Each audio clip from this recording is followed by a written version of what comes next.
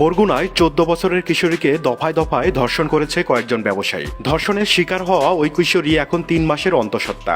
অন্তঃসত্ত্বা নষ্টের ওষুধ খাইয়ে বাচ্চা ফেলে দেবার অভিযোগ ধর্ষণকারীর স্ত্রীর। এই ঘটনায় বরগুনা থানায় 4 জনকে আসামি করে ধর্ষণের মামলা করেছে ভুক্তভোগী ওই কিশোরীর দাদি আমিনা বিবি।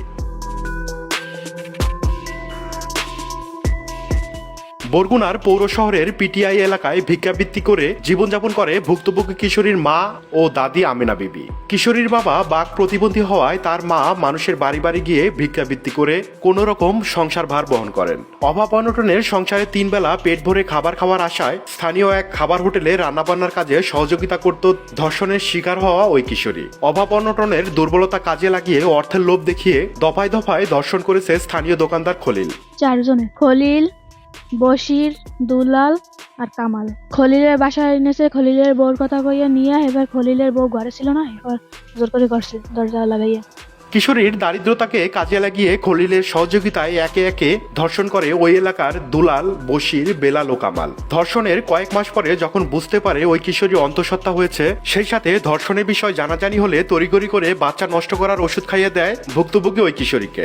ওষুধ সেবনের পর অতিরিক্ত ব্যথা উঠলে তখন খাবার হোটেলের মালিক শেফালির কাছে গিয়ে সবকিছু খুলে বলেন ভুক্তভোগী ওই কিশোরী। কয়েকটা দুলালের ঘরে বইয়া, ওই দুলালের ঘরে বইয়া বেলাল করছে তুমি বইয়া, কয়েকটা বেলাল করছে আমার ঘরে বইয়া। কইছে পরে আমি কইতে হুন ওষুধ দেশে, আবার দুলালের বউ ওষুধ দেশে পরে রেহে না, ওষুধ দেশে পরে আমি বইমি দিই আর গাড়ে যাই।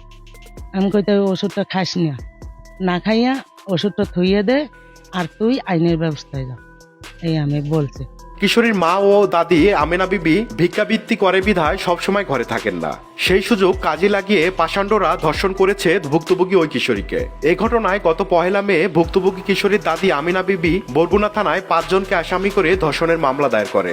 আমরা তো চাই চারিদিকে আটতে খরচ করতে, 2টা চাইয়া আনি হেইয়া ঘরে আনিয়া হেই দেয়া খাই। আমার পুতি তো কথা করতে পারে না, তাই ওই মাইয়া থাকতে আল্লাহ, ওই মাইয়া বশির, কামাল, খলিল, দুলাল এই রে ঘরে বইয়া অসম্মান করছে। হয় আমরা বিচার চাই। ভুক্তভোগী কিশোরীর কাছ থেকে সবকিছু জানার পরে খাবার হোটেলের মালিক শেফালি প্রতিবেশী সোহাগ মোল্লার সাহায্যে আইনের আশ্রয় নেওয়ার পরামর্শ দেন। চিন্তা করলাম যে তাহলে এটা থানায় অবগত করা। পরে আমি দিবাকর দারোগা, এসআই দিবাকর, ওনাকে ফোন করলাম। উনি বললো যে আপনি ভিকটিম সহ থানায় আসেন। ভুক্তভোগী কিশোরীর পরিবার সহ এলাকাবাসীর দাবি এই সকল পাষাণ্ডদের আইনের আওতায় এনে সর্বোচ্চ শাস্তি দেওয়া হোক। রাশিদুল ইসলাম, ভোরের পাতা, নিউজ ডেস্ক।